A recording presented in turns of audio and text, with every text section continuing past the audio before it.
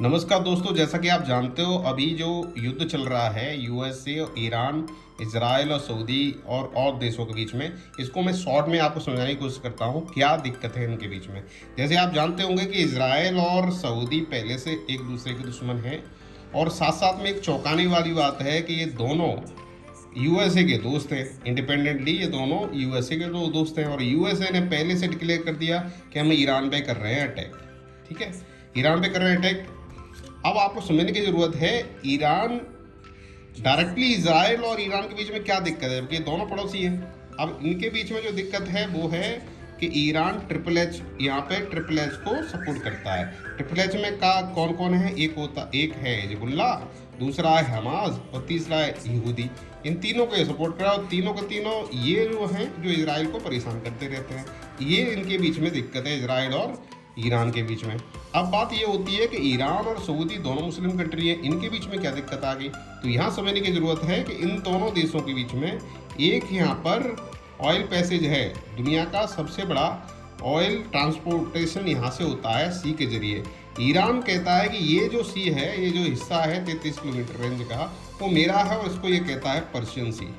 ठीक है, वहीं पर सऊदी इसको क्लेम करता है कि नहीं ये मेरा है, इसको ये कह देता है अरबियन सी।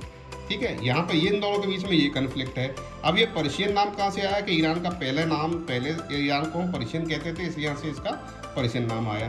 तो ये दिक्कत तो हो गई सऊदी और ईरान में। और दूसरा सबसे बड़ा दिक्कत इनके बीच में क्या है कि ईरान जो है वो शिया है, शिया मुस्लिम रहते हैं, और यहाँ रहते हैं सुन्नी। तो एक तरह से देखा जाए तो ये कन्फ्लिक्ट इनकी देखी जाए तो कास्ट वाइज कन्फ्लिक्ट है, रिलीजियस कन्फ्लिक्ट है ईरान और सऊदी के बीच में। होने का फायदा कौन उठा रहा है? यूएसए। अब यहाँ समझने की जरूरत है, देखिए यूएसए को अब क्या दिक्कत होनी चाहिए। ये तो चलो पड़ोसी है, इनके बीच में कोई दिक्कत चल रही है तो ये आपस में सुलझाएंगे।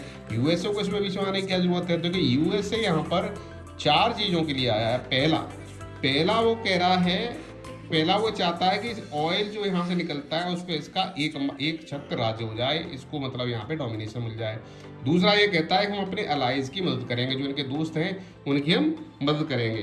ठीक है, तीसरा सबसे बड़ा रीजन है कि यूएसए जानता है कि ईरान यहाँ अपनी एक न्यूक्लियर फैसिलिटी डेवलप कर रहा है, जिसको वो नहीं चाहता कि डेवलप करे, इसलिए डायरेक्टली इसको परेशान कर रहा है। और चौथा वो कहता है कि जहाँ जहाँ पर भी पूरे वर्ल्ड में ह्यूमन राइट का वायलेशन होगा तो वहाँ पर यूएसए डायरेक्टली इंटरफेयर करेगा। तो सीधी लड़ाई यहाँ पर यूएसए की देखी जाए तो वो 4 रीजन की वजह से लड़ाई चल रही है। वो अपने दोस्तों की मदद करना चाहता है, दूसरा इसका हिडन एजेंडा है कि ईरान अपना न्यूक्लियर वेपन तैयार न कर ले, और साथ साथ में वो ये ऑयल डोमिनेशन भी चाहता है कि इनके जरिए ऑयल डोमिनेशन हो जाए। तो ये क्लियर एक फंडा है यूएस इनके बीच की लड़ाई का, जो कि अब आने वाले टाइम में और ज़्यादा खतरनाक हो जाएगी। और ईरान टारगेट कर रहा है यूएस बेसिस को, कि यूएस के सारे बेस इजराइल, सऊदी और आसपास कतर, कुवैत, इन जगह एरियो पे बने हुए हैं, उन्हीं को इसने अभी तक इनने अटैक किया है। आने वाले टाइम में ये लड़ाई और ज़्यादा बढ़ सकती है। तो समझ में आ गया होगा दोस्तों। अगर कोई कमेंट देना चाहते हो तो बिल्कुल कमेंट दीजिएगा।